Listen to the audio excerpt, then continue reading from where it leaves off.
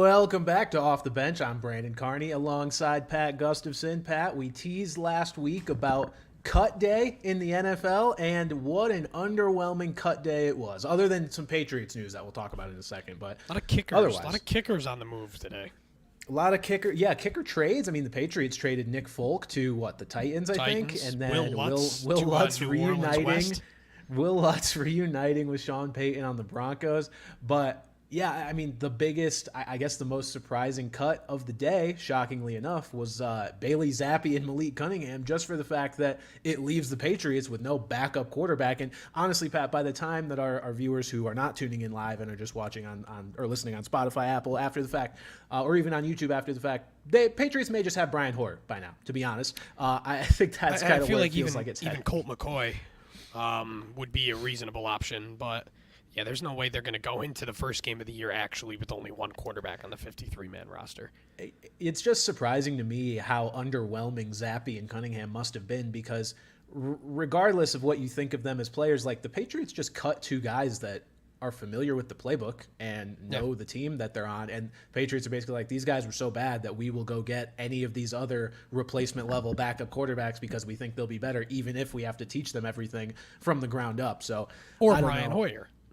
Or Brian Hoyer, yeah. So that was my initial thought, is like Aiden O'Connell has played well enough in the preseason that he can be the designated backup, and then you can get, maybe the Raiders, are willing to trade Hoyer. But with the third quarterback rule now, I don't know why they would. Like, having a third quarterback like Brian Hoyer, you'd think would be beneficial to them, but maybe they want a nice little seventh rounder. Brian Hoyer in a football game this year over Aiden O'Connell. I better not see it. Jimmy G's going to get hurt, and so help me God if it's Brian Hoyer. You would hope so, but I don't know. All right, Pat, other than that, the Patriots news of those two being cut, let's get into the rest of the news Good evening. I'm Ron Burgundy, and this is what's happening in your world tonight. So the biggest news of the day, once again, stop me if you've heard this one before, it's about Jonathan Taylor, except it's, again, about what didn't happen. Jonathan Taylor was not traded and will remain on the physically unable to perform list and miss the first 4 games of the year. This was, I'll be honest, not an outcome I had even considered. Yes, staying with the Colts obviously was a distinct possibility, but I did not think of him staying on the PUP list to open the year. And this, I don't know, this kind of just caught me off guard. What was your reaction when you saw this happen? I honestly, it didn't even register with me that he was still on PUP. So obviously there's something going on, whether it's the ankle, whether this is this phantom back injury. But the big thing is that even if they trade him, he misses 4 games. It's definitely fishy, because say they traded him, he would not be on PUP right now. So this is clearly a situation where there's more going on besides an injury. And I think that kind of leads into our next thing I asked this last week. Things are still pretty unclear. Where the fuck are we taking Jonathan Taylor here? Yeah, so last week I said if our draft was, last week when we were doing the podcast, where would you take Jonathan Taylor? And I said 3rd round felt like an appropriate risk-reward spot. And honestly, he probably hasn't escaped the late 2nd in most drafts before this point, because people had a theory that he was going to be out there week 1, whether it was for the Colts or another team. Now that we know he's missing the first 4 weeks and there is 0 level of certainty beyond those first 4 weeks, Pat, I'm probably just not touching him. I don't know what round the round that I would be comfortable taking Jonathan Taylor in is a round much later than someone who's more risk oriented will take him off the board.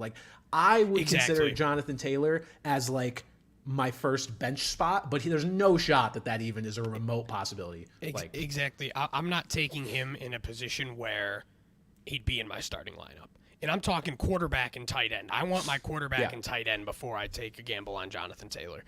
I think the big difference, obviously the biggest comparison is Alvin Kamara being suspended 3 games. But that's a lot more cut and dry.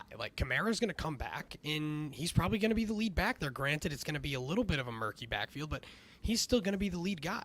Jonathan Taylor, who knows where he's going to be? Is he going to be on the Colts? Is he even going to come back? Is he going to be somewhere else?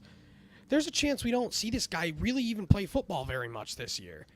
And that's obviously the talent's there. The talent is undeniable, but it's just I'm scared to use any kind of capital on this guy. Injury and situation, just everything.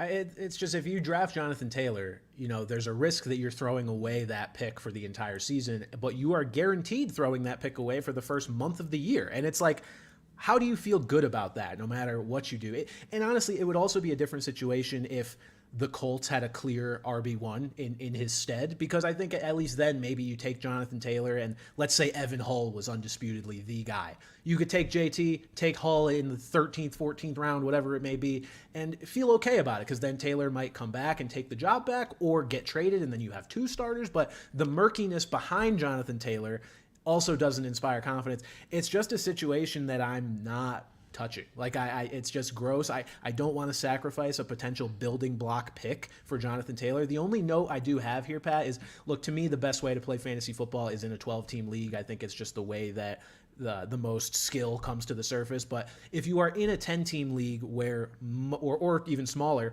where most rosters are, generally stacked regardless, I think you can kind of eat the Taylor thing a little easier. So if you want to take Jonathan Taylor with, say he falls to the 5th round now after the suspension in a 10-team league, like I might think about that, because whoever my RB2 is or RB1 is, in place of where Jonathan Taylor should go, is still going to be a pretty damn good player. It's just if you are sacrificing in a 12-teamer Jonathan Taylor and you tried to draft JT and you're skipping out on, DJ Moore at wide receiver or, Damian Pierce. I mean, I guess he's more of a 3rd rounder, but decent players. In a league where you need the depth, then I just don't think that's a viable way to go about it. So, Pat, that's JT, but how are you approaching the Colts backfield now, knowing that JT will not be a part of it the first 4 weeks? Is this just a stay away situation there as well? Just strictly dart throws here. I'm not using anybody in this backfield. I mean, we've seen a pretty good split between Evan Hull and Deion Jackson, who, granted, we've seen some good things. Good, subjective. We've seen some decent things from Deion Jackson last year in given opportunities. And there's also Zach Moss, who should be back in a couple weeks, if that. And what we know is that Jackson's a good, passing down guy, and Zach Moss is literally only good in short yardage situations. He has almost zero other value other than that. I think we're going to see a 3-way committee, and I don't see any of them being particularly fantasy relevant consistently. Obviously, guys will pop off here and there, but I'm not using, like I said, I'm not using reasonable capital on Taylor. I'm not even using less reasonable capital on any of these other 3 guys. Yeah, I mean, look, give me Evan Hull if I have to choose, and I think that may just be because of the mystery box that comes with a rookie. A guy like him, we've seen Deion Jackson play, and we've seen him be reasonably effective in the games that he has played. Zach Moss, we've seen very little from in his time in Buffalo. I think Evan Hull is the guy that I'd be willing to take that dart throw on. But yeah, that's all they are, is dart throws. You've got what is almost guaranteed to be a committee backfield here with a quarterback that's going to take a ton of the rushing for himself. The only time I become maybe a little more interested in this backfield is if Indy gives Kareem Hunt another call, and then maybe we can talk about, a flex type level running back, because I think he'll probably take the most work. He's at least a seasoned vet. And I honestly think, Pat, that would be a really good weapon to add to Anthony Richardson, just to have a more experienced running back in this backfield to help him out. So we'll see if they end up, giving him a little callback now that JT is officially out for 4 weeks. But I don't know. This was a surprising situation, to say the least. Well, and it's to the point where they cut Kenyon Drake as well. So they didn't even feel like you're talking about veterans. They didn't even feel Kenyon like they needed a veteran like Kenyon Drake. He's ass, but you don't even need a veteran like him in the locker room. So it wouldn't surprise me at all if they went out and got a vet. But no one really got cut. There's not going to be a vet that you could kind of scoop up. It's guys like Kareem Hunt, Leonard Fournette, who are just kind of sitting here chilling, waiting for an opportunity. Do they call them? I don't know. Right. So the JT situation, look, I had said leading up to this podcast, Pat, I mean, look, this weekend is the biggest fantasy draft weekend of the year. I mean, it's the final weekend before football starts. I kept saying we'd have some kind of clarity if you waited this long. Well, we have a little. We have a little clarity. You know for sure he's not playing 4 weeks. That's more you know what you're sacrificing. It is. It's more clarity, because I think if the JT situation somehow was not resolved at all up to this point, I mean, yeah, you're still worried about potentially throwing away a 3rd round pick. But now you kind of know. And to me, if you know what you're doing out there, folks, if you're in a 12-team league or deeper, just don't touch them. That's kind of where I'm at with it. Yeah. Pat, a lot of other big news here over the past week. So this one actually broke while I was in San Francisco. Very funny to see all of the Trey Lance jerseys around the stadium. But Trey Lance officially traded to the Dallas Cowboys for a 4th-round pick. The Trey Lance saga comes to an end in pretty unceremonious fashion. It's a crash course in how to turn 3 first-round picks into 1 4th-round pick in only a couple of years. I don't have a lot to say about it other than I'm glad that it's finally over. Trey Lance obviously needed somewhere new to go. I can't say if the Cowboys fit is good or bad because obviously there's no immediate playing time in the forecast for him. It's just a case of, I guess, if Dak were to go down, then we could talk. But Cooper Rush is still around, so probably not. But I think a change of scenery at the very least is going to be good for Trey, who's kind of been yanked around San Francisco for years now. Yeah, at best in San Francisco, his situation was nothing. You know, he was clearly behind Sam Darnold, and he was going to be living in that shadow of, hey, they used 3 first-round picks on you. They took you 3rd overall over other viable options. And the outcome would not have been positive, whether he was on the field or not on the field. And in Dallas, it's just kind of a breath of fresh air. That pressure is kind of gone. That kind of shadow isn't going to be hanging over him anymore. He's just a clear backup, and you know, let's see what Dallas can do with him and develop him, you know, if Dak goes down or whatever. But we still haven't even seen this kid really play. Were the 49ers fair to kind of give up on him? Yes. But also, we just still haven't seen him play. And obviously, we're not going to see him play right off the bat in Dallas. But for Dallas, you don't think too much of it just because, like, you don't hope your quarterback gets hurt. But at least to know they've got a high upside guy behind Dak if something were to happen. But yeah, just a really, really bad and we'll see how much worse it looks, but San Francisco's lucky they hit on Brock Purdy because there'd be a lot of heat on John Lynch and Kyle Shanahan right now. A lot of heat. I mean, I don't know that they'd have jobs if they didn't end up selecting Brock Purdy, because if Trey Lance worked out this poorly and you just are left with virtually no quarterback on this, you have Sam Darnold and that's it. I mean, I guess they probably keep Jimmy G around if all that transpires, but I don't know. This was a massive, massive whiff by the Niners. My first reaction to the trade, though, was just from a Cowboys perspective, like, why? And then I saw a tweet that was like, hey, you ever buy something you just absolutely don't need just because it was 90% off? And that's what happened with Trey Lance. I was like, you know what? That's fair.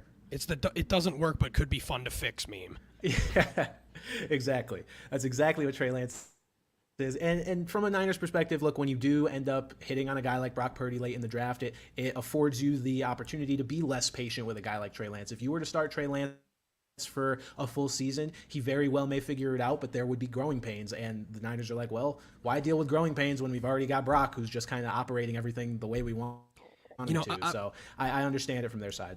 I've seen some concerns too. It's like, oh, what if Brock Purdy turns into a pumpkin again? It's like, it's the 49ers offense. A pumpkin could be a literal pumpkin could be a viable starting quarterback in Kyle Shanahan's scheme.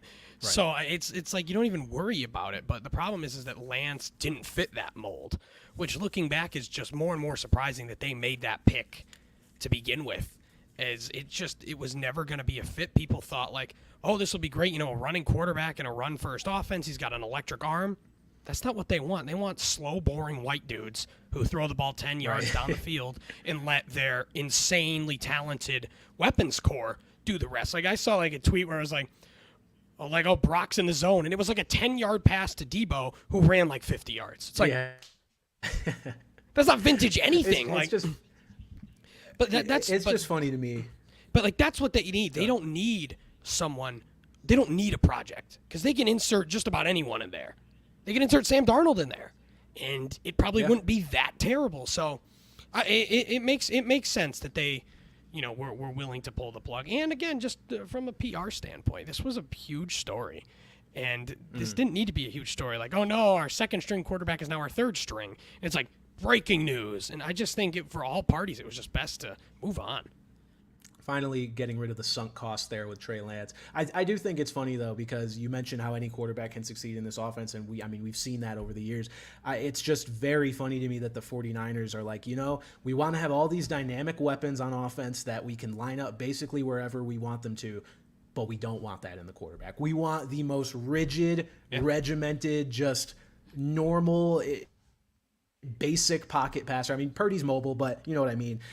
Because it leaves the public, with how good the 49ers offense is and how, they move guys around so much, it just leaves us wondering, like, what would it look like if they had a quarterback who wasn't just steering the ship, but could make plays happen on his own and was like if you put, what do the 49ers look like if you put Jalen Hurts in that offense? Like, I have no idea. Do they lose a game? Like, you have a guy who's just maybe the most dynamic, forget Mahomes, he's an alien, he doesn't count. Like, a guy who can run the ball and pass the ball so efficiently. I don't know. It's just funny. Like, we're all left wondering what other gear this 49ers offense can potentially hit. And they're just like, we're fine. Like, we know what works. We're good. We're going to lean on the defense. We're going to let Brock Purdy just kind of spread it around and, make plays occasionally. But otherwise, we just want basic play out of our quarterback. And I guess I can't fault them. They've had a lot of success. They just haven't been able to finish it off. Pat, your boy, Josh Jacobs, is switching to number 8. But more importantly, he came back. So he finally signed the deal. Josh Jacobs is going to play this year. I don't care what number he wears. As long as he's on the field. As long as he's on the field. So Jacobs is a guy that I've just kind of overlooked in fantasy, honestly. Now I think that he's back. He could be a really nice value because I think his ADP was definitely taking a hit because of the uncertainty. And honestly, Pat, there's not enough time before drafts now that it's going to correct. So if you can get Josh Jacobs... Yeah, if you can get Josh Jacobs in the late second, I do think there's value to be had there. I personally am not a Jacobs believer, I guess you'd say, but I also can't deny the objective value of what should be a bell cow running back, and when there's relatively few of those around the league now. I am a little spooked by the stats about guys who get 300 plus rushes in a season and then what they do the following year. It doesn't typically work out well, especially for a guy like Jacobs, who that season was his career year by a mile. But again, in a year where I think running back, there is decent running back depth, you could get maybe the best of that group after the elite guys, in the late second, and that could be a good value for you. So Pat, where would you take Jacobs? Are you on the same page, late mid second, or would you take him in the? We're in a non-PPR league. Would you take him in the first? I mean, he was RB1, I think, last year. Let's just say that I would take him as high as 12th. No, but okay. I have the 12th pick in our non-PPR draft, and the thing that just concerns me is that running backs are going to fucking fly off this board. And if there's a situation where a lot of these guys, like, I like Josh Jacobs better than Derrick Henry, flat out. Derrick Henry, it freaks me the fuck out. I think I'm okay with that. And, Jacobs has more pass-catching upside, which obviously is way less valuable in non-PPR. But, still, you get those yards. You get the touchdowns if they get a touchdown. So it's still relevant there. But if all those late rounds, like, I was looking at the ESPN ADP today, and it's like guys like Chubb and Saquon and Pollard are around like 14, 15. It's like, there's no way in fuck those guys even get to me at 12. Or, maybe one of them. So, like, if there's a scenario where all of the running backs are gone, and there's not a non-running back that I love, I would take him there. Do I think I'm going to end up taking him there? No. But I would, though. I would. Because, again, you're looking at, like you said, a true bell cow. We were all terrified last year after that Hall of Fame game when he played, first of all. And then Zamir White looked good. And, Jacobs wasn't a McDaniels guy. And Zamir White is a McDaniels guy. And I personally thought that, like, McDaniels is just not going to lean on this guy. And could not have been further from the truth. He was one of the most relied on running backs in the whole league last year, and I see no reason to think why they wouldn't do it again.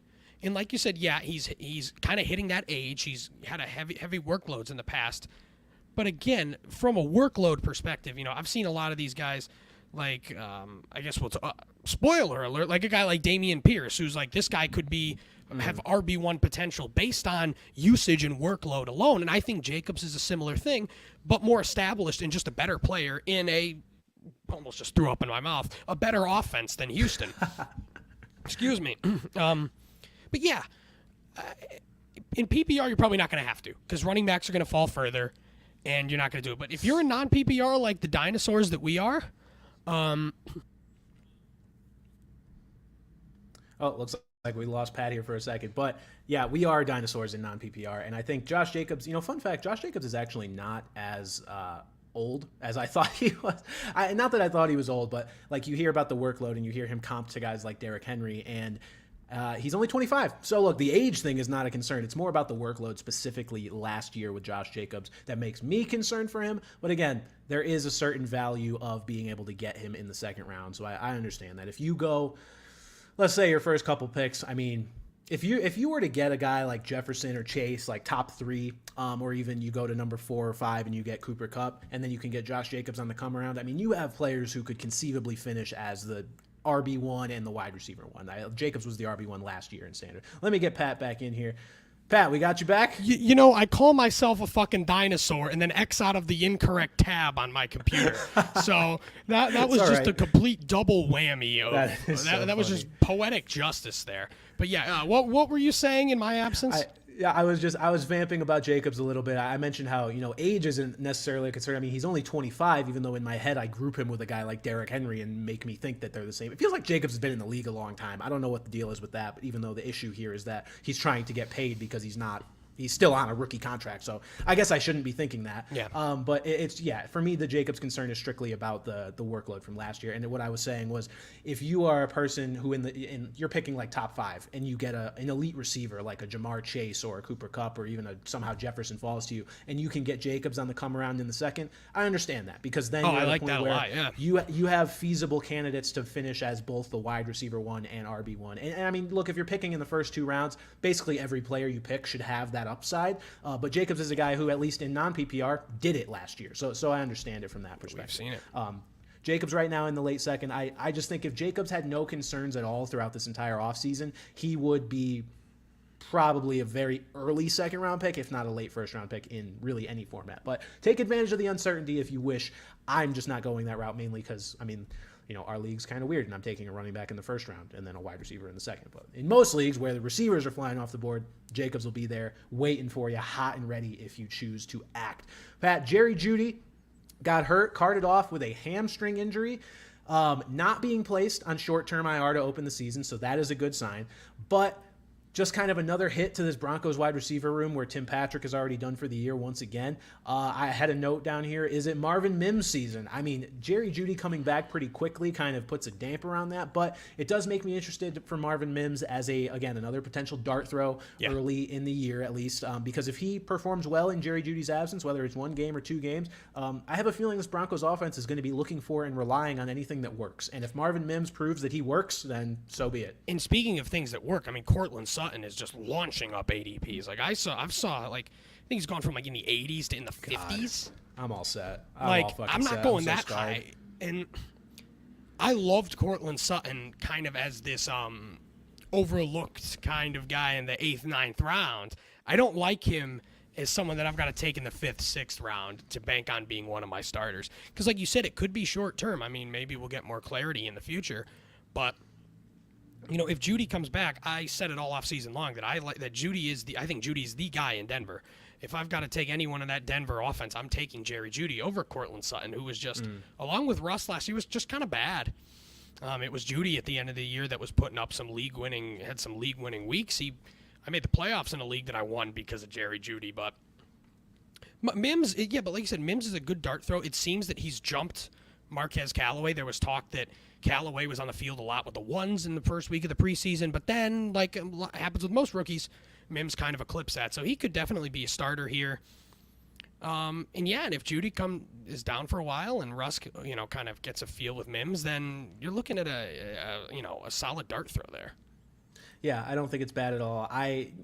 Maybe it's just I didn't even get burned by the Broncos that bad last year. I think if I ended up with Russell Wilson in more leagues because I did believe in him last year, I would be more scarred by this team. But even minus, even only having the scars of really Cortland Sutton when I traded you for him and he was a fucking bum, I'm just kind of out on this team. Like there's just kind of bad vibes around the Broncos in general. I feel like bringing Sean Payton in is going to be something that helps to a degree, but this is going to be kind of a multi-year reclamation rebuild project, I feel. And look, there's fantasy value on bad teams. I'm not denying that, but just trying to figure out where the value is here. I mean, I think my favorite target in the Broncos offense is Javonte Williams, and he's a guy who's injury suggests I should be completely out on him because people just don't recover that fast. But, the way they're talking about him, it makes me interested. But then him even having the injury dark cloud over what would otherwise be a pretty hyped up profile for this year, just makes me be like every single player on this offense, kind of gives me the heebie-jeebies a little bit. Like Jerry Jeudy was probably the best bet up to this point, and then he goes down with a hammy injury. I'm just like, Broncos country is not going to have a smooth ride again this year, and it doesn't give me a lot of optimism. So maybe Marvin Mims as a late round dart throw, but other than that, And then Pat, Von Miller going to begin the season on the PUP list as well with ACL recovery. He's going to miss the first 4 games. Obviously not too much to think of for fantasy here. I mean, I guess if you're going to roster the Bills defense, then sure, but I don't know about you. I don't think we really think that hard about defenses. It's more about the matchups than the talent on each side of the ball. So, but just an interesting note for the Bills' outlook in general. Von Miller going to miss the first 4 games as the Bills look to defend their division crown against the new and improved Jets. And then, of course, the Dolphins and the eventual division champion, Patriot. I'm kidding. The Bills are probably just going to win the division again. It's fine. Okay. We mentioned today is cut day. We wrote down, the most notable cuts. Pat was on top of these for me. And very slight implications here. Yeah. All of these, most of these have some implication. A few of them are just interesting. But most of these have slight implications. And it's sad that the one that has the greatest implication is fucking Colt McCoy getting cut. Yeah, we use the word notable pretty loosely here. Colt McCoy getting cut was a little surprising. I was less surprised just because of I knew there was an injury he was dealing with, and he's not a lighted up starter anyway. So I think the release probably has something to do with that. But they did trade for Josh Dobbs, and they do have Clayton Tune around. The Clayton Tune horn has kind of been getting blown quite a bit here. I think it's going to be him.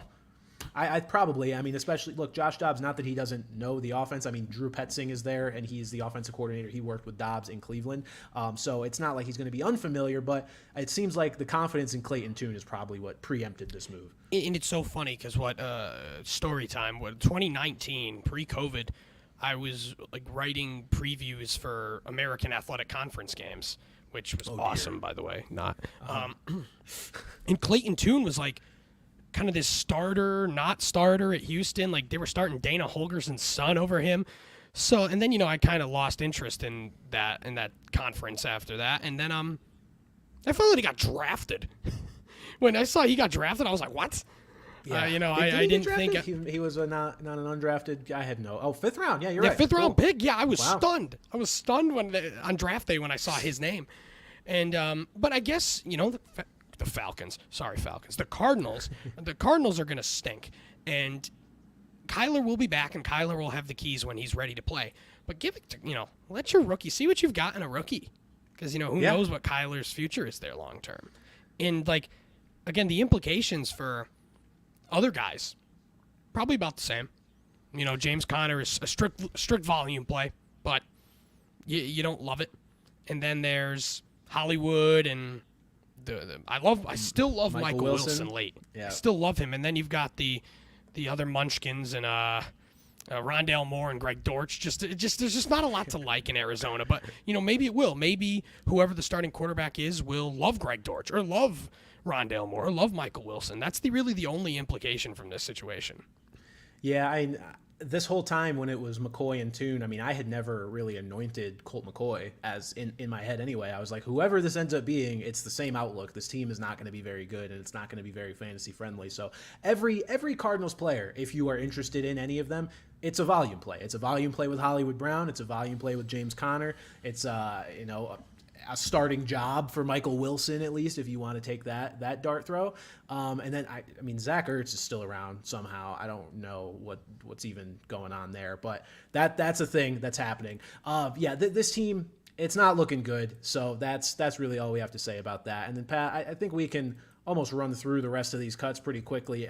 The Ravens cut Melvin Gordon. Anybody panicking about that signing, relax. Well, I mostly put that because people were just freaking like, oh my God, the Ravens signed Melvin Gordon. J.K. Dobbins at the time, I was like, who the fuck cares? Guy couldn't even crack the Chiefs roster last year, so that was never a concern. No, and, definitely not. We already mentioned Kenyon Drake. The one though that I think is kind of interesting here is Myles Gaskin. getting cut by the Dolphins. We mentioned it a few weeks ago that Devon Achane was essentially fifth on that depth chart, obviously behind Raheem Mostert and Jeff Wilson, and as well as Myles Gaskin and Savon Ahmed. Well, now here we have it is Jeff Wilson's banged up. Savon Ahmed's banged up. Myles Gaskin is cut. We're looking at Devon Achane possibly being the number 2 back going into the season.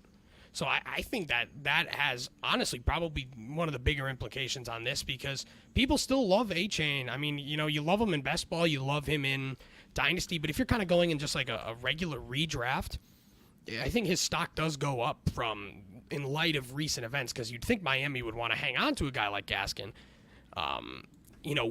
with a couple injuries back there. And they cut Robbie Chosen Anderson. Okay. Do we have any confirmation of what this dude's name actually is? Because I've seen it different ways everywhere. I've seen it Robbie Chosen and Chosen Anderson. And he has Chosen on the back of his jersey, which I so can it must be confirm Robbie because I Chosen, saw him then. up close. But I don't. No one's agreed, and I feel like he hasn't corrected anybody. So I'm so confused. This is the same guy who's also changed his name. Like I think he used to be Robbie with a Y, and then was like, Yes. nah, I'm all about the IE now. And it's just like, Yeah. okay, like this guy gets his thrills off of fucking with his name, so good for him. But it also just goes to show that there are just no fucking wide receivers in Miami outside of Tyreek Hill and Jalen Waddle. What it's like Cedric Wilson and Trent Sherfield. No, he's not even there anymore. I think is Braxton Berrios in Miami now? Oh, I think he is. I think he is. Yeah, Braxton Berrios is there. Him and God, I just googled him in this picture. But it just goes to He show looks if you like this Ryan Miami Gosling. offense the way I do, you've got to be all in on in those two wide receivers. And again, if Jeff Wilson is hurt, Raheem Mostert's a very viable start. But it's like, how high do you want to draft a guy like that who in 1 or 2 weeks could be in a firm committee? Like, Or a firm I just body don't cast. Exactly. So like, I don't know what to think about it. But if you're doing daily, we don't talk about that. But like Mostert, but yeah, just kind of interesting. And we also have talked a lot about the backup in Minnesota, and we talked about Ty Chandler, and it seems like it's Ty Chandler because they cut Dwayne McBride, and obviously they've got Kenny Nwangu, who seems to be more of a special teamer, but obviously he'll factor in. But if something happens to Alexander Madison, or if there's a third down pass catching role, it seems like it's going to be Ty Chandler, and I think there's some upside. There's merit to drafting him that late in the draft. Yeah. What else did I put here? I would not be surprised to see Chandler takes some early down work here and there as well. Yeah. Again, I'm just not convinced that Madison is like the guy to be taking 20, 22, 25 touches in a game. And I mean, we'll see. We'll see. we will see. see. We will see. Absolutely. And the Giants did not demolish their wide receiver core. They only got rid of Jamison Crowder, so they've still got everybody. I believe they cut Cole Beasley as well. Oh, did they? Oh, man. I think so. Yes, he did. Vaxxed question mark? As far as their tiny boy receivers, I think it's down to Wan'Dale Robinson and that. And I guess Sterling Shepard was included in the tiny boys as well because he's like 5'10", but I'm 5'10", so I shouldn't say anything. And then you've got Slayton, Hodgins, Jalen Hyatt. It's still a mess, but they did cut down a little bit. And then we talked about surprise cuts. There were none. We talked about Rashad Penny. He was not cut. Trey Sermon was.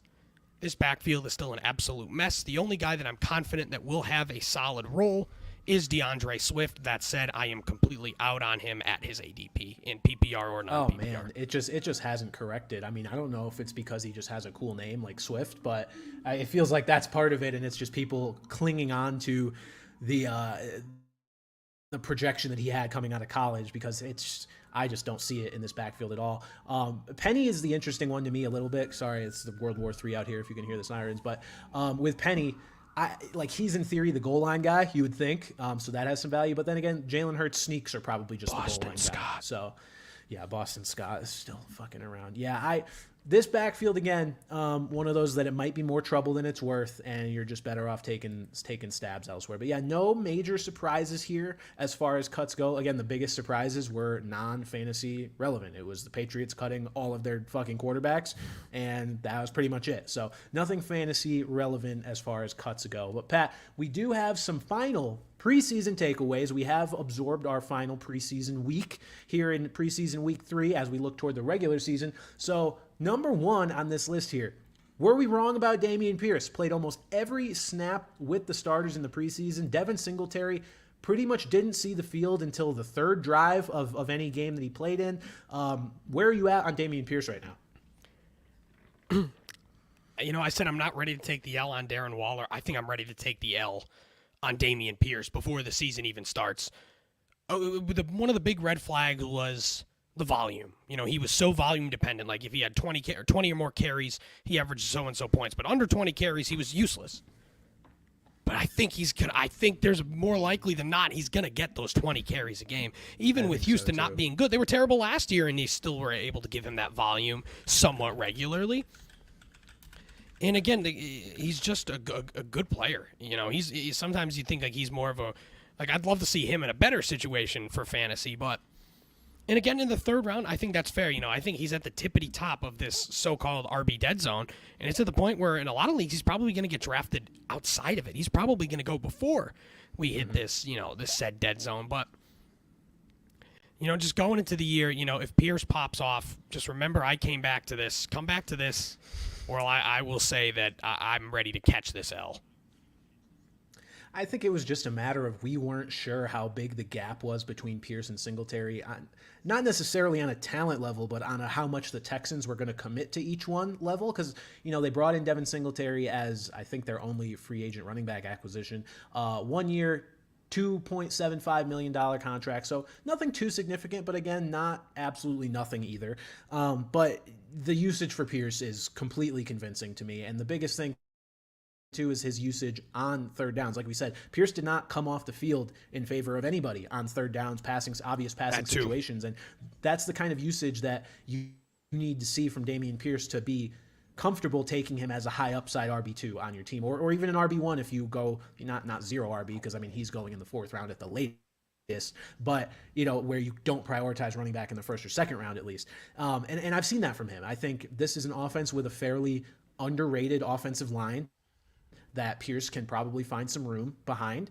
And, if he's going to be involved in these passing situations, that can make up for any of the lack of scoring opportunities that might come with an offense like the Texans, who's not expected to be, a high volume or high velocity scoring offense. So I'm all in on Dameon Pierce. He's a guy that I will be very content with as my RB2 if I were to get him in either, if I had to reach for him in the third round because there's nobody else I liked, or ideally if I got him in the early fourth round, be very happy with that.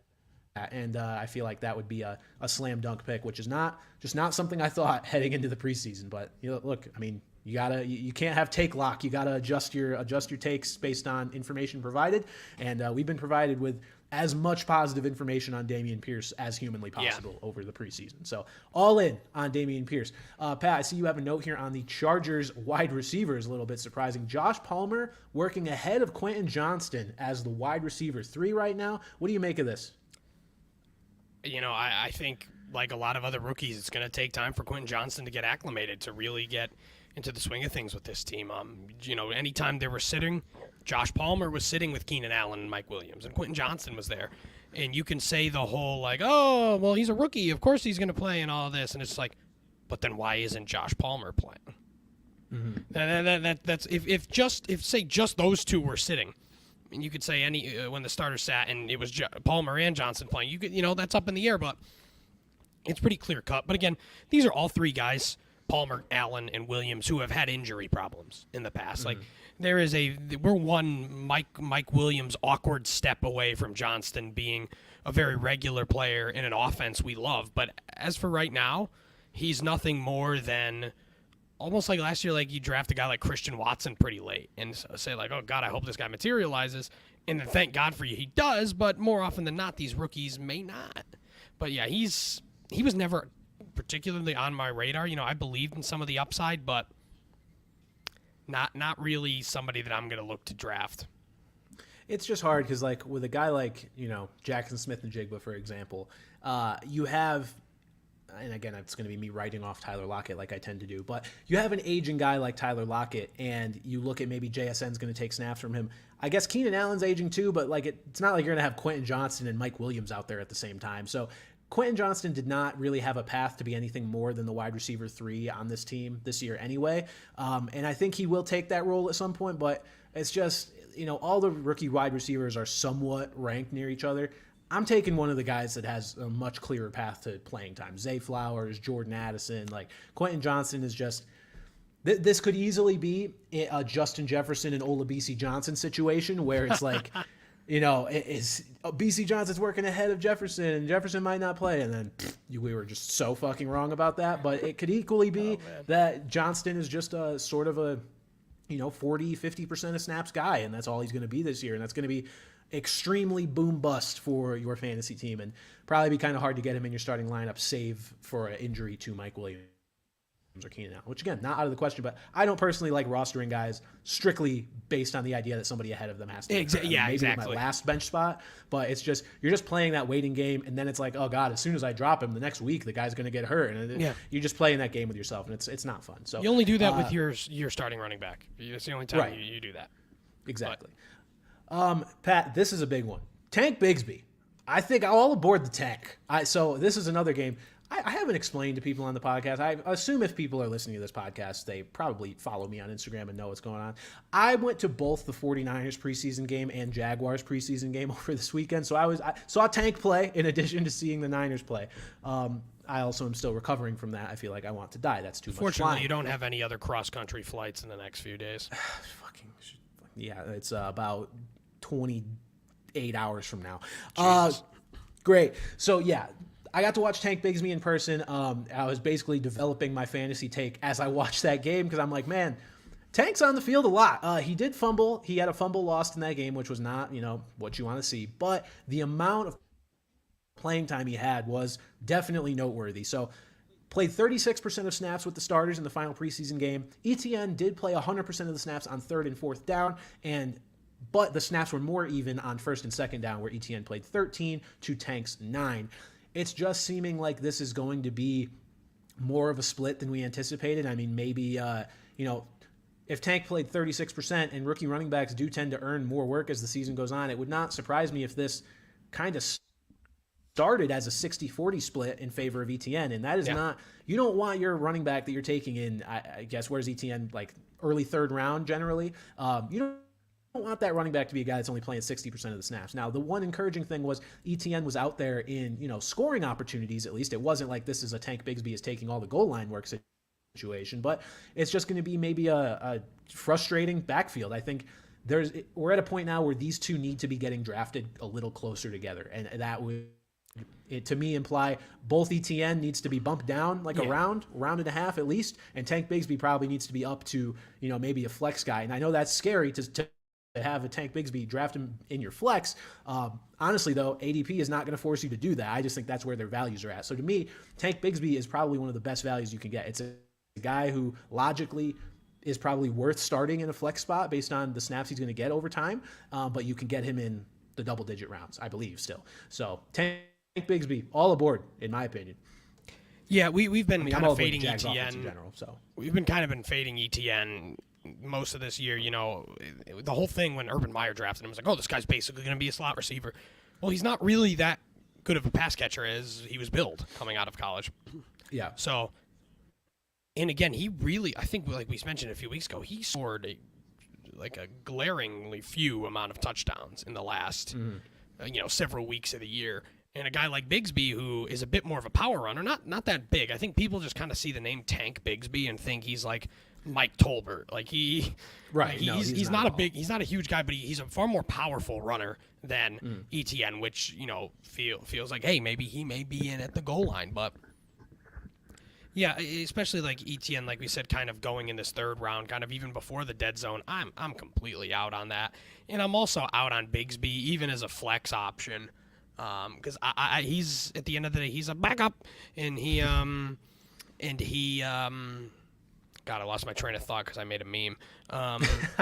It happens to the best of us. Well, yeah, I don't want to back up in my flex like that. Mm-hmm. Without that. Like there's some other guys like we'll talk about. We've talked about like a guy like Samaje Perine or the Dolphins running backs. It's like at least we know what they've done before and we know what their role is. We still really don't know what the role is here, except for Bigsby's not going to be on the field in third downs and long yardage situations. Yeah, really, it's just getting pieces of the Jags offense. Like, I really think this team is just going to take a big step forward this year and score quite a bit. And Tank Bigsby is probably the cheapest, reasonably involved piece that you can get at this point. Yeah, I'm just staying away from Travis Etienne. Again, the ADP is not going to adjust in time for this weekend for him either, where Etienne should probably go down a bit and Bigsby should go up. I'd much rather take Dameon Pierce over Travis Etienne, and they're going around the same spot. I think Pierce is actually going a little bit later, but people are just kind of clinging on to that. Travis Etienne, versatile play style, and has played with Trevor Lawrence in college and all this stuff. I don't think it's unreasonable to think that Tank Bigsby finishes the season with more fantasy points than Travis Etienne. Would I put money on that? No, but that's so far from out of the question. It's very much within the realm of possibility. So if you're going to take a gamble on somebody, I would rather tank about 6-7 rounds later than Travis Etienne. Pat, another one of these sort of borderline running backs. So James Cook took the first 9 snaps of the game with the Bills, so that was good. But then Damian Harris, in the first preseason game that he was active, completely took over in the red zone. I would like to say I'm surprised. Obviously, I am not at all. This is pretty much how we expected this backfield to shake out when we saw the personnel in it to begin with. So I feel like if this is how the season is going to go, James Cook is a guy that's just going to be more valuable in PPR and is probably going to get vultured for touchdowns a lot, unfortunately, and he's not going to score unless he's ripping one for 20 plus.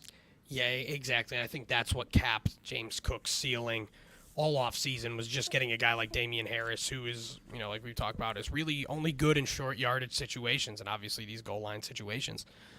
I still like James Cook in PPR.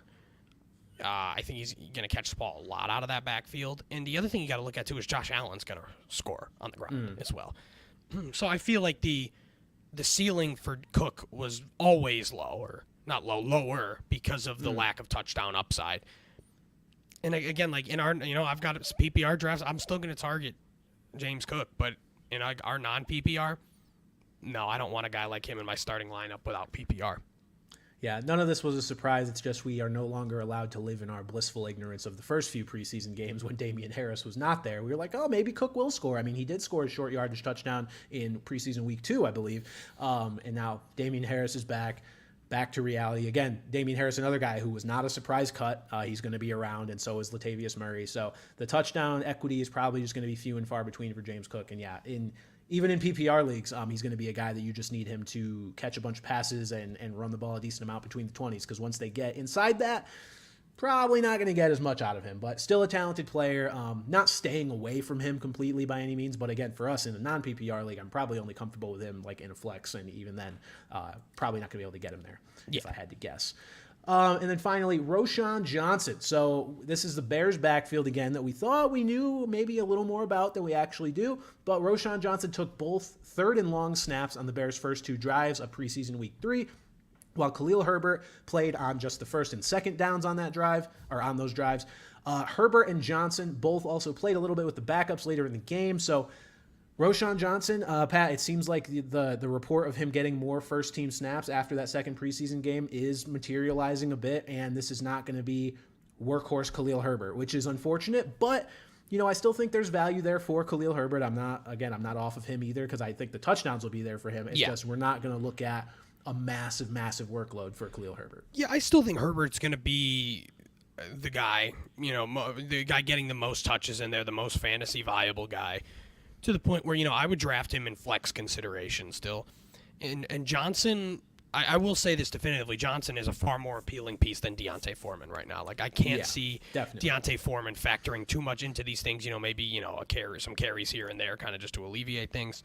But without an injury to Herbert or Johnson, I don't see Foreman as that viable of a pick. So, again, we thought we kind of knew what was going on in Chicago, but it's still far more clear than it was at the beginning of the offseason, when it was just I don't want any of these guys. But I think it's far more clear than a situation like we just talked about in Jacksonville. It seems like Herbert's going to be the traditional downs. Johnson's going to be there on passing downs. I've read things that, Bijan Robinson the last few years just took away so much. Johnson's a really good pass-catching running back, but he just didn't get the opportunity to show it at Texas because he's being overshadowed by one of the best running back prospects in the last decade. So, again, Johnson's another guy. I'm not drafting him to inflex consideration, not even close to that. But again, a late round flyer, sure, because again, if something does happen to Herbert, and, he looks better than Foreman, it could be his backfield. Yeah, I mean, some of these, rookie upside, again, we keep using this term dart throw running backs, but like a guy like Roschon Johnson is a guy I would love to roster if I end up drafting Khalil Herbert. Like, I will 100% spend a later round pick on Roschon because I do think the talent is there, and then you essentially have a hopefully high upside handcuff if anything does happen to Khalil Herbert. So if you're trying to figure out which of these kind of late round, maybe low percentage of hitting running backs to take, you've got Ty Chandler, you've got Sean Tucker, you've got Roschon Johnson, and then just a lot of these names that are very, you can't roster everybody. Maybe you go out and just snag a Khalil Herbert for your flex, and then, you get Roschon Johnson. You've kind of got yourself covered. Hopefully Roschon turns into something if anything were to happen to Khalil, but ideally it doesn't. I'm not surprised that Roschon ended up emerging here in this backfield a little bit. So we will see what the distribution ends up being come the regular season. But for right now, this logically makes a lot of sense. Khalil Herbert gets the early downs, Roschon maybe on the third downs, and then Deontay Foreman will probably poach a touchdown or two over the course of the season. But in general, he's probably just depth. Pat, as we head into the biggest fantasy draft weekend of the year, I just wanted to kind of give a summary of my biggest tips for winning your fantasy league, because I think there's a lot of people always ask me, like, how do I just get better at fantasy football? Like it's not, because it's not all luck. Anybody who tells you it's all luck is a loser. That's really all I can say. There are ways to maximize your chances of winning in fantasy football, and I wrote down a little checklist here. And Pat, you can chime in where you feel you have thoughts on these things. So first and foremost is always stay informed. If you can get information faster and more consistently than your league mates, and you can act on that information, that's what's going to give you the edge. I always tell people, and again, not a sponsored thing, I recommend the Fantasy Life app developed by Matthew Berry, and then I believe it was sold off to BetSperts or whatever, but this app provides the fastest notifications for any fantasy relevant news. Like, I'm talking, if Adam Schefter tweets, it will send you a notification like within seconds of him tweeting it if it's a relevant fantasy notification. This is how over the years I've gotten things like I picked up Nick Chubb one week because I heard that there were Carlos Hyde rumors. Like, this was Nick Chubb's rookie year. So things like that can really flip your entire season. It's very, very helpful if you can be more informed than your league mates, because inevitably other people just are not going to put in that level of effort, or they just don't think to. So, I mean, look, I don't think installing an app on your phone and just keeping an eye out for these notifications if you really want to win your league is asking all that much. And it's been a huge help to me throughout playing fantasy football. And these things could be a matter of seconds. I was, for example, like I was at work in a work fantasy baseball league, and it was Ellie De La Cruz gets called up. Oh. And I'm like, ooh, and I go, and literally it was like 4:24 p.m., and I saw like so-and-so picked him up at 4:24 p.m. I'm like, no. So then I went over and cussed the guy out who scooped him before me. But like literally within a minute, seconds could, be the difference in you winning your league, getting a guy who can help you win your league. In a similar vein to that, like look at the injury reports. Staying informed is looking at the injury reports. Like there was like there have been situations in the past where it was like on like a Wednesday where it's like, oh, Alvin Kamara didn't practice, it's a knee thing, all this and everything, and I'm just like, okay. And I claimed Mark Ingram, and then Kamara was out for 4 weeks. So like what might be what might be looking like this might not be anything big. If you've got a roster spot, do something about it. And again, I bet a lot of your league mates aren't checking the practice reports every day. That's and again, true. It's something like that gives you such an advantage, which could, they say fantasy is about like winning week to week to week.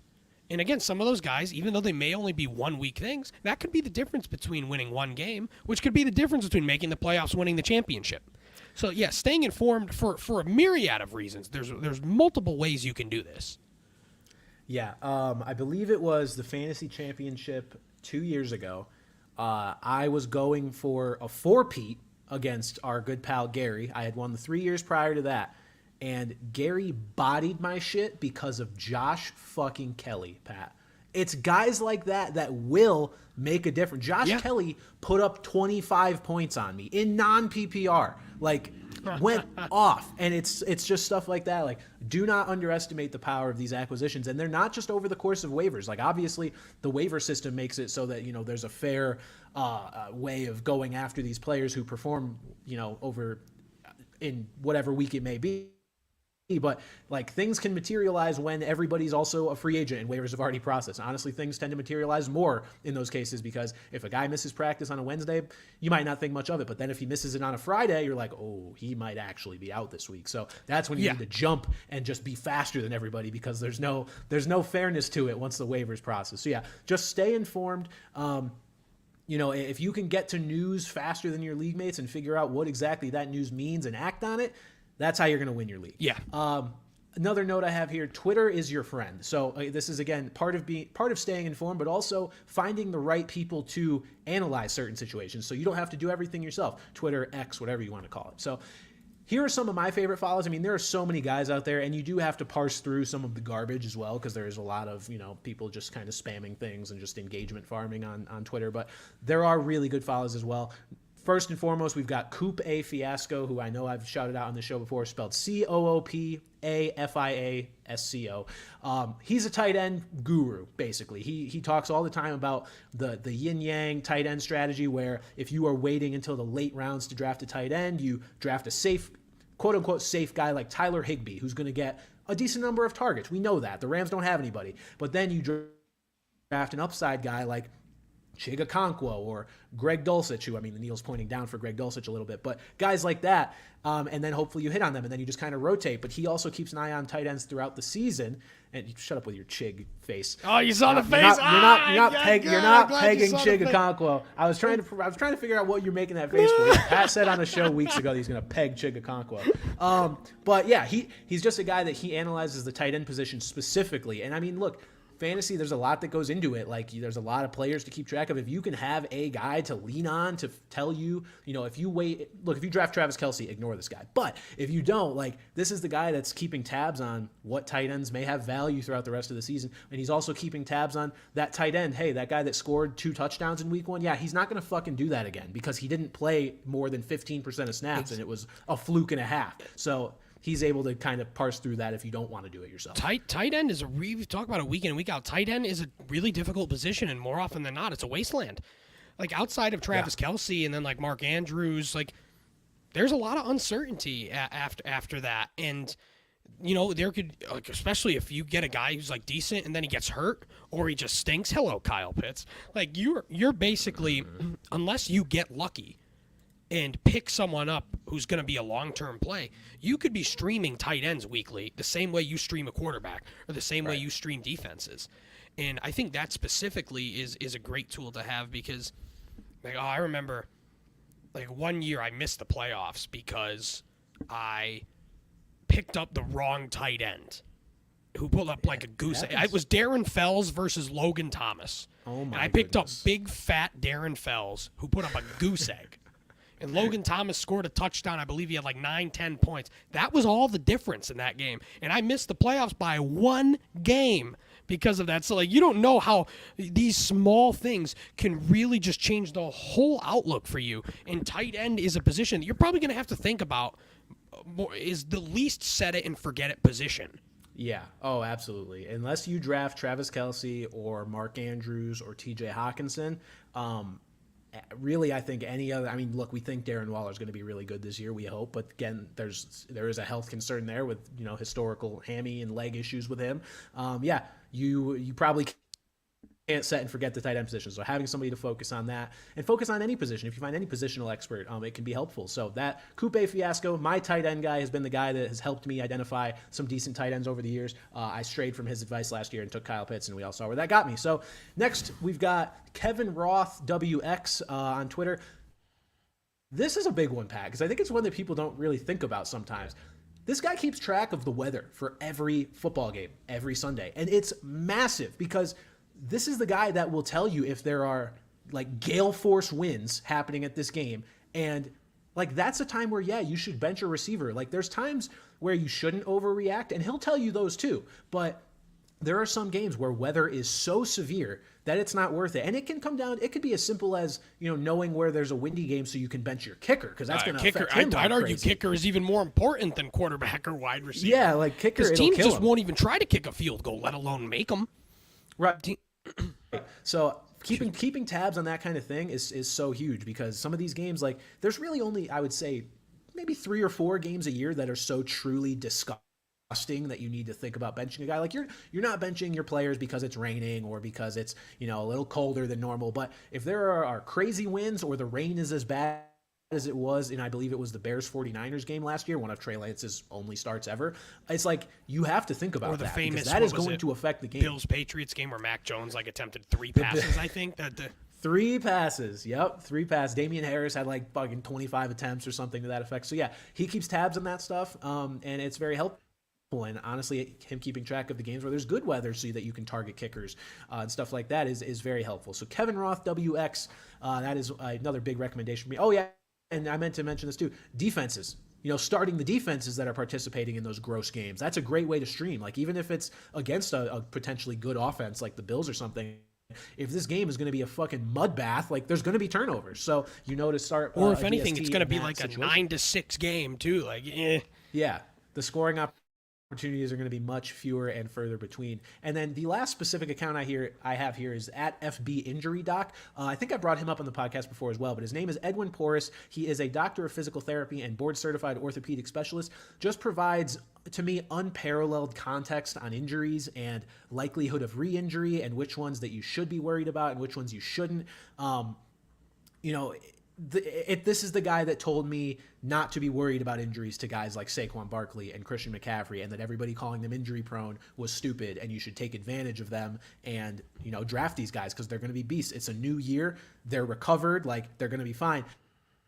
He's the guy that parses through those types of things and can tell you which injuries you should worry about and which ones you don't need to worry about, and you don't just have to panic every time you see that your guy is hurt, or you can know when to panic if nobody else is panicking. Sometimes, a little ankle tweak, maybe nobody's really reacting to it, but if he's this is an injury that tends to keep guys out 4 or 5 weeks based on what it looks like, then to act. I found him to be super, super helpful. Like I said, can help you win leagues with picks like Saquon and CMC. I don't think there's any major injury discounts this year, but I'll say this, some guys he is a little worried about in terms of just re-injury to hamstrings, Keenan Allen and Darren Waller. So 2 guys who otherwise I'd be completely without question in on. Gives me a little bit of pause on them because they've just had that injury history. So yeah, Edwin Porras at FB Injury Doc is another one of my favorite follows, and then this one is just by default at 32 Beat Writers. Got to follow them. They retweet news from every beat writer around the league. Beat writers always know more, or at least know it sooner than the national writers do about specific teams. They're covering the team every day. They'll know if a guy is, having even the slightest limp at practice because they've seen the dude every day. They are on top of this stuff. And 32 Beat Writers consolidates it all and basically just retweets all of those accounts. So very, very helpful asset. And then finally, fantastic follow. Absolutely. And finally, we got Vegas. Just, this is not a Twitter related thing. One of the best ways to win your league is to also pay attention to Vegas over unders when it comes to picking who to start and just stuff like that. I don't know how to say this other than they know more than we do. Vegas does not like losing money. They already take into account all of history, all the possible outcomes, and that's how they've arrived at what their point spreads and point totals and, everything else is. And if you are between, 2 guys for your flex spot, and one of them is in a game that's projected to have 57 points scored in it, and the other one's in a game that's projected to have 34 points scored in it, you should start the guy in the 57-point projected game. Is it always going to work out? No. People make money off Vegas all the time. But more often than not, it will. And it will help you in those situations just to understand how many scoring opportunities there are expected to be in that situation. If you think you can outthink Vegas all the time, so be it. But they have so much more information than we do, and they've considered all of it, whether it be through conscious thought or through an algorithm, and arrived at that total that they think will lose them the least money. I tend to trust it, and it's worked out. And this is another one, Pat, where kickers, it's so helpful with kickers. The game where there's going to be more points, start the kicker in that game rather than the one in the game that has such a low total. So that's just kind of how I approach that. But yeah, these are kind of the main things that have helped me be overall successful in fantasy. I didn't do shit last year, but it's hopefully how I'm going to bounce back this year. I'll say that much. And finally, we've got our viewer questions. And hold on, we got to do the thing. We just got a letter. We just got a letter. We just got a letter. Wonder who it's from. Suck my ass. Was that entirely necessary? Well, more memes. I guess it probably That's got to be my weekly thing, That's fair. Okay, our first viewer question. What are your favorite picks for breakout players this season? So, I mean, this one is one that we've gone over in a few different ways, but I think it's just it's good to touch on, again, before the biggest and final draft weekend of the year. I don't really have a regimented, put together list here for my breakout players, so I'll just say this. Jahan Dotson, George Pickens, I'll say Sam Laporta. I think one of these rookie tight ends is going to be good. I don't know which one, but I'm going to go with Sam Laporta. And I mean, those are like the deeper cuts because that's the guys avoiding anyone in like the first 3 or 4 rounds. So I'll toss it to you, Pat. Who would you go with? Yeah, the big one for me all off season has been Jahan Dotson. I was all in on him even before Terry McLaurin got this turf toe issue. With or without him, he really turned it on last year and had a good game with Sam Howell last year.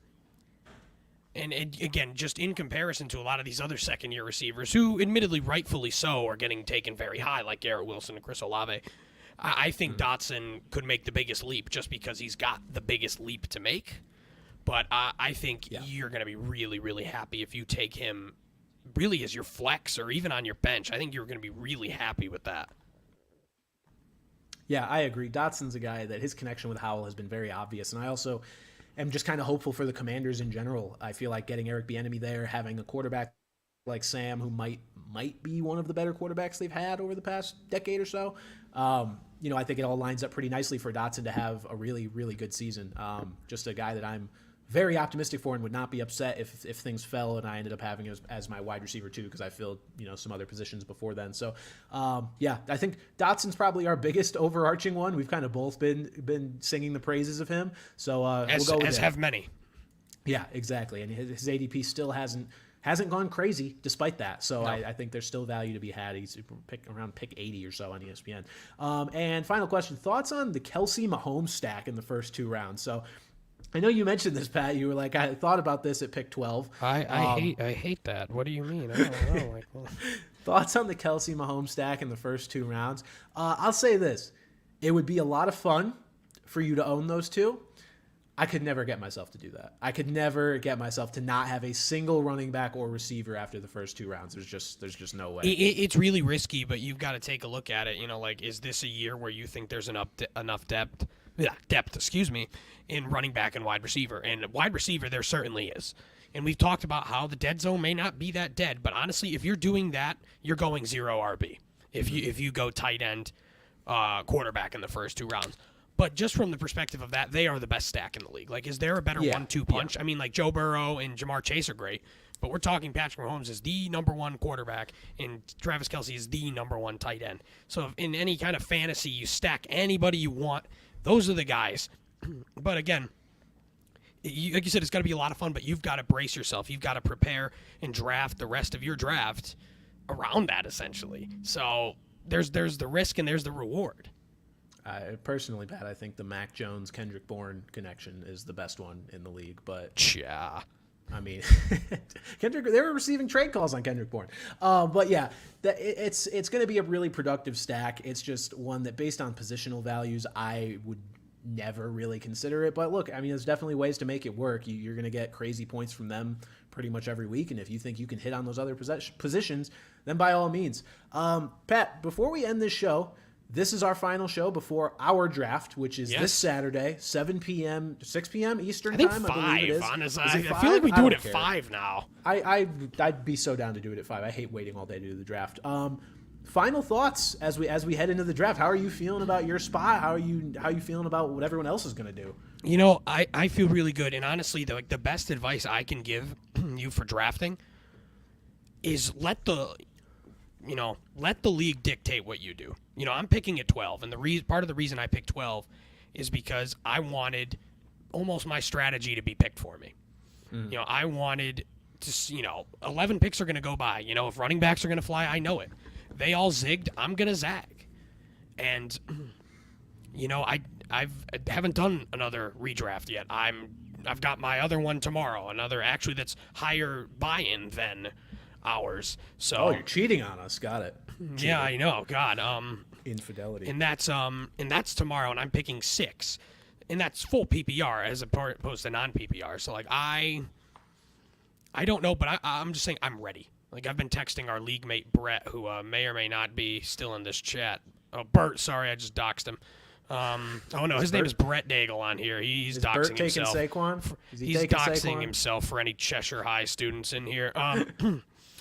But I text him. I'm like, I'm ready to go. Like, yeah, I'm ready to draft. That's like, how I feel. Halfway through last week, I'm just like, okay, I'm ready. I'm ready. Yeah. Are you in the same boat there? Well, you're picking 7, so you've got a 7. little. I'm picking 7. I know what I'm doing. Things have. Look, we got to a point, and we get to this point every year where it seems like we know what's going to happen in the first few picks because our league is super close. I mean, we're all pretty good friends still. We're either pretty or very good friends. So we talk to each other. We're like, hey, man, what are you thinking? All this stuff. And I thought I had a pretty good idea of what the first 6 picks were going to be leading up to me at number 7. That has shaken up thanks to our pal Andy not being sure if he wants Justin Jefferson anymore at 1, and then our pal Finn not being sure if he wants Bijan anymore at 2, which that's a whole other I didn't hear story. about I didn't hear about that one. So yeah, so I heard about the first one. So yeah, and then because of those 2 things, I mean that creates a domino effect of who could be available for the people that pick after, and that could change who's available to me. All I know is I am taking a running back with my first pick. I've kind of put to bed any of the Jamar Chase thought just because of, I really like the receivers available to me in the early second round. I really do. let them come to me. I really like, I've typically had Garrett Wilson available to either Garrett Wilson, Amon-Ra St. Brown, A.J. Brown, or all 3 sometimes available to me at my second pick, and I have to make the choice. Sometimes even C.D. Lamb falls to me, who I'm not a big C.D. Lamb guy, but he's been there. So, I just really like the receivers there, and the way that I look at how things have shaken out on the board this year, I think leaving the first 2 rounds with 1 running back and 1 receiver is the optimal strategy to me. So that's what I plan to do.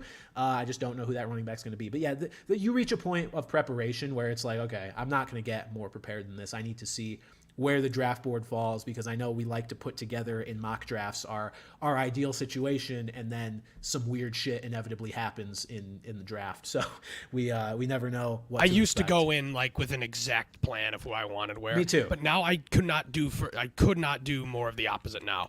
I have no fucking idea. I think I have like a list of 4 guys that I would like to take at 12 and 13, but I have no fucking idea. I don't pretend to. Yeah, I mean, like, I know what positions I would like to prioritize in certain spots, but also I'm not afraid to shift off of that if, Mark Andrews falls to me in the 4th round or something like that. Like, I'm not going to just stick to my take another running back plan. So I'm feeling good about it. Brett, I see you in the chat. Are you taking Saquon? What's going on? Brett's in our league, and he also watches the stream. Saquon's a guy that I just completely wrote off because Brett's a Giants fan, even though I would very much like to have him. But it is what it is. Oh, damn, you just L plus ratio, Brett. Okay. Little love for the ratio in the chat, fellas. That'll do it for this show. Everybody listening or watching, good luck in your fantasy drafts if you have not had them already. We will be back next week. Pat, we may have to have the show on Wednesday next week because I'm flying back on Tuesday. So we'll figure that one out. But there will be a show next week, and we will update you guys on how our fantasy draft went, and you can tell us who you think is going to win the league. I can't wait until we play each other. Oh, that's going to be a great week for the podcast. It's going to be a great whoever week. loses is going to have to do this naked. Ooh, all right. God, I hope I don't lose that. Oh, God, Pat just conspicuously benches all of his players that week so we can throw the podcast on OnlyFans. Only brands. Okay. Ooh, have fun, guys. Yeah, have fun, everybody. We'll be back next week with our results. But for now, for Pat Gustafson, I'm Brandon Carney. We'll see you guys next